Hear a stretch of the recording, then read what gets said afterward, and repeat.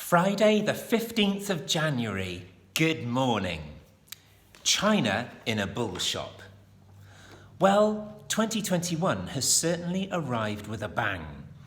Over in the United States, we received reports of armed protesters apparently being encouraged by their president. In India, we hear about huge swathes of the Himalayas being taken by China through surprise military force. And here we are, all locked up for our terrible behaviour in spreading a virus. What on earth can Darren possibly find to be positive about today? I hear you cry. It certainly is a ridiculously tough time for all of us. The older and more physically vulnerable are fed up with sitting around waiting for better news. The youngsters are desperately worried about their education and futures. And those in the middle find themselves frantically clinging onto their jobs, unsure who to believe and how to react.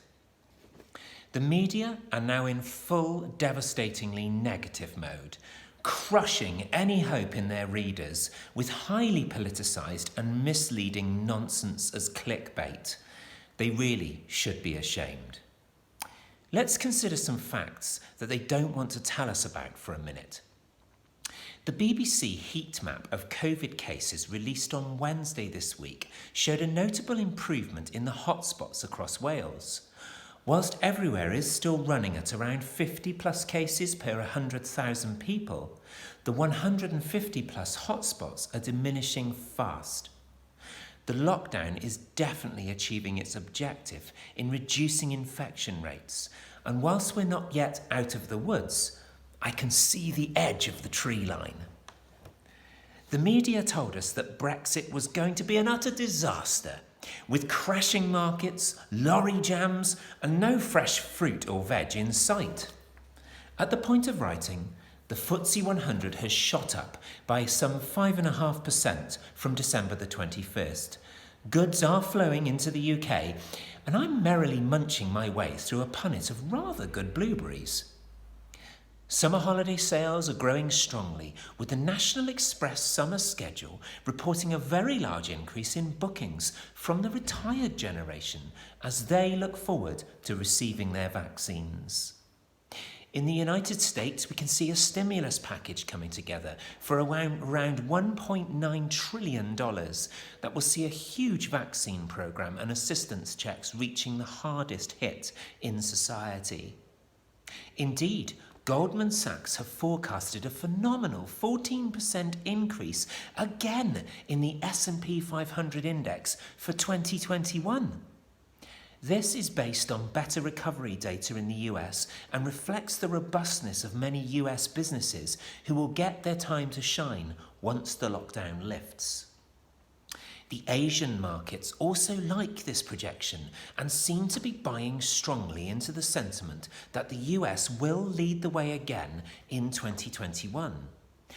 Emerging markets are dependent upon US success, and we've noticed funds connected to this story enjoying a fantastic start to this year.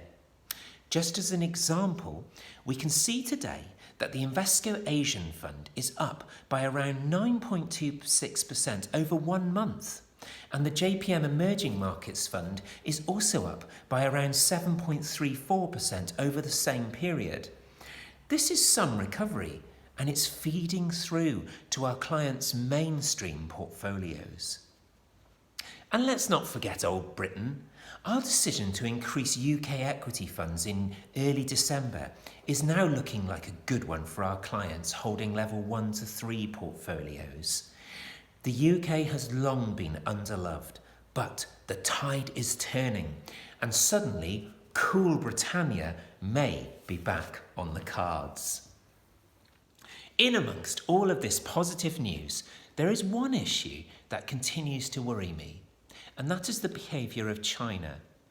Their constant refusal to allow the rest of the world to investigate the starting point of this virus, aggression to other countries such as India, Taiwan and Hong Kong, and their treatment of human lives is not going to go unreported forever. Eventually, more high-caliber journalism will prevail, We will stop being wound up by two ladies being arrested over a walk with peppermint tea or a prime minister having a cycle ride. And the world will suddenly look with real gravity at the situation that they've allowed to go unchecked. China is a real problem. It will either implode on its own or with rigorous sanctions from leading economies. Ministers debated this very topic this week in Westminster and, true to form, contracted out the responsibility to companies for policing where items are made and the conditions they are created in. We're in a cycle of needing cheap goods built thousands of miles away in unknown and sometimes appalling conditions. It will take considerable resolve by developed economies to cease this dependency. In the meantime, we believe that this is where we can be extremely proud of our ethical portfolios. Whilst nothing can ever be 100% certain, it is good to know that our clients are collectively demanding higher standards of the investments that they hold. Together, I genuinely believe we can make a difference.